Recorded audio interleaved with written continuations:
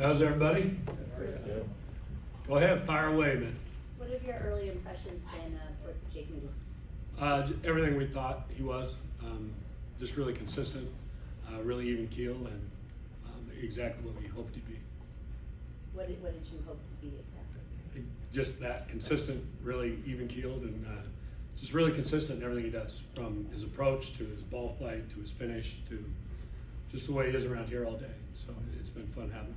Apparently, you're going through the process of evaluating the kickers. How much is it, you're looking at the physical, which they all need to be able to do, but also trying to analyze when the guy shanks a couple, is he going to bounce back or is he going to go down the tubes? That's absolutely the toughest question. I think we evaluated 27 kickers coming out of college, so that's where you always start, with us. And so you go through the tape, and then our guys do a great job. John and all the scouts, they give you the rundown, and so we're starting kind of from square one. So you look off the silent tape, and you start to build your list, and then you whittle that down, and then ultimately you have to go work them out, I think, to see everything live, and then that's the question you're trying to get answered. And it starts with the consistency of what people say about him.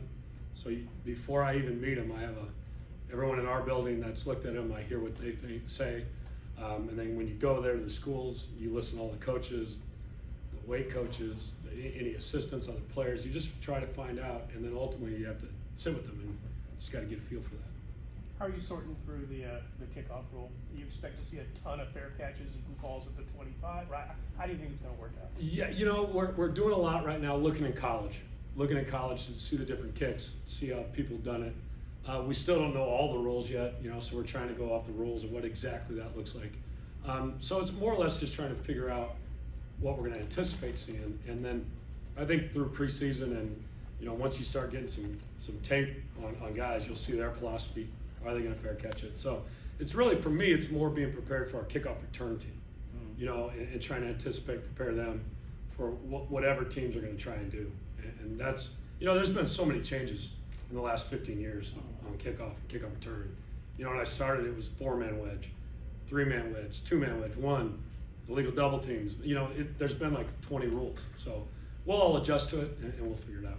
How familiar are you with the XFL rule, and do you think that could sometime come into the NFL, that form of kickoff? Or? Yeah, to me, it's just like I wait and see how it shakes out and what rules we have to do it under, and so that's all we're doing now. Now that we know it, we got to get all the fine points of that, and like a penalty. What happens on a penalty? What happens if you muff it when you fair kick? Like, there's a lot of things to work through that we don't quite have the answers yet. So like that, we'll just kind of go play it as we see it. There was a report that special teams coordinators were unanimously against it. Was it just because of the change in the unknowns, or what? I don't know how to speak for you, but were you against it, and why? Yeah, well, I'm. When you say safety of the player, we're all in favor of that, and so that's where it starts, and we all agree on that. I don't know if this necessarily addresses any of that. I think there could be more returns, there could be shorter kicks, there should be more collisions, there could be dirty balls like a squib or a bloop. So there's going to be more coverages because of it too. So I don't know if we have enough of a sample set to really say. And like I said, I don't even know the rules yet. They say it's going to be like college, but is it? So there's a lot of things to cover through that. So that's the only thing. And like I said, we'll all figure it out. Everyone's playing the same rules, and we just got to see where it goes from there. Speaking of kickoffs, how is Moody on that? How has he been? Really good. Really good with it. He's extremely powerful. He has great hang time. He has great distance. So all those factors in. You start with hang time, distance, and placement. Those are really the three things, and he's exceptional in all of them. Was that becoming a problem last year as the season wore on? And I'm sure it takes its toll on the kicker or whoever is handling the kickoffs. Was that starting to be an issue for this team? No, I thought we improved. The end of the season, we were really good on kickoff. So, different things, but at the end, I thought we played our best.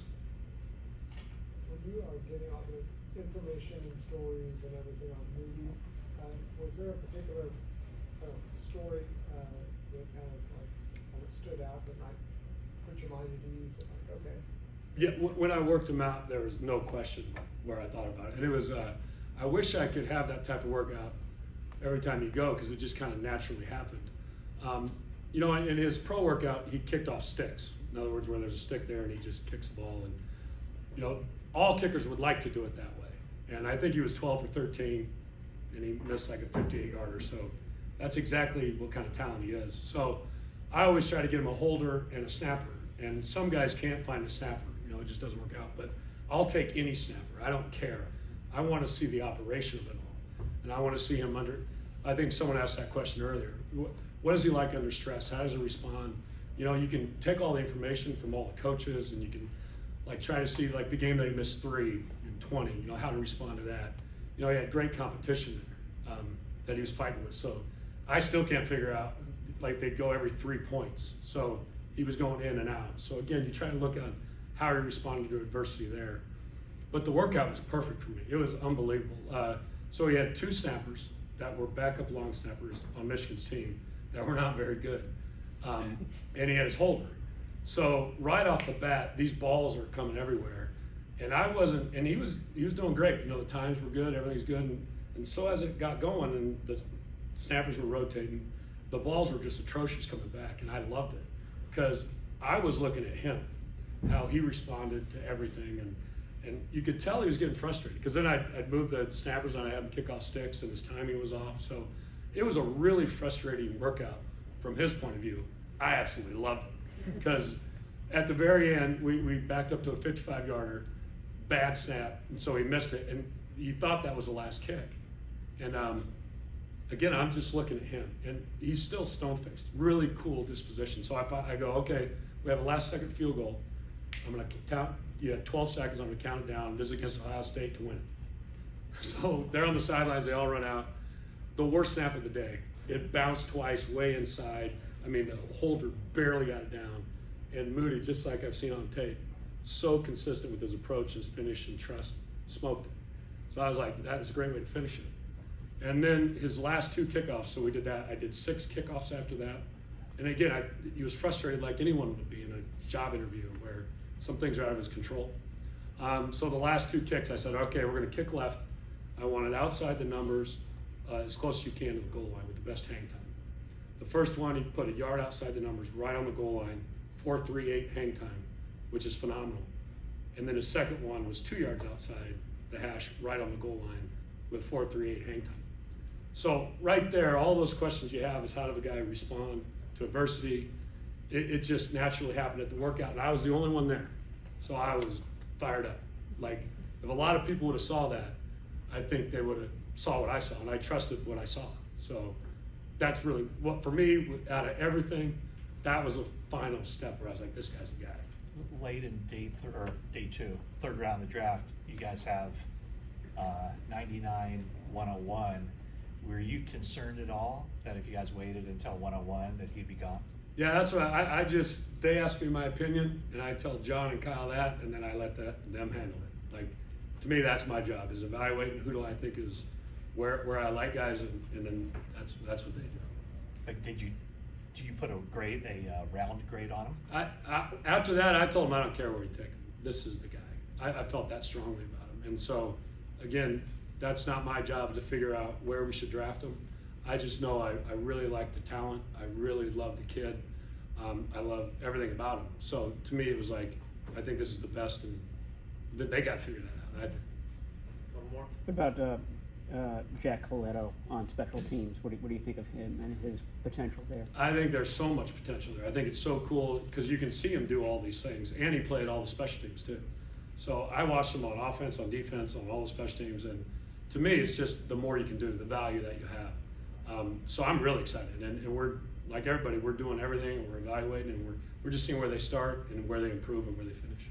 Coach, what do you think of Deshaun Jameson as a returner and Ronnie Bell as a returner? Both of them really good. They're both catching them, and we'll go through the process in the training camp and the preseason. But both are really good. I tell you, Bell is really natural fielder. Really special when you see that because you just see the first couple of returns and his feet are right under it. He really is a natural fielder, which by far is #1 for a punt returner. So I'm excited to see both those guys go. What did you see from Ray as he progressed through the season last year? Confidence more than anything, and I've always loved watching Ray Ray. Like, to me, his toughness, his ability, if you watch, whenever people are around him, that's when he's at his best. That's when he's fielding clean and he's making a quick move, and it's like he loves that action. So his toughness and just getting the consistent 10 yards, I love watching him do that. Why don't, Last one? why don't more NFL teams have a kicking coach? A good question. I think, you know, we all, I think we all know enough just to get in trouble. So, I mean, like, you know, the basics, but to me, it's all individual on the kicker. Like, if you look at all the kickers, everyone looks different. There's base fundamentals that you have to have, but everyone's different. So it's about learning the kicker or the punter.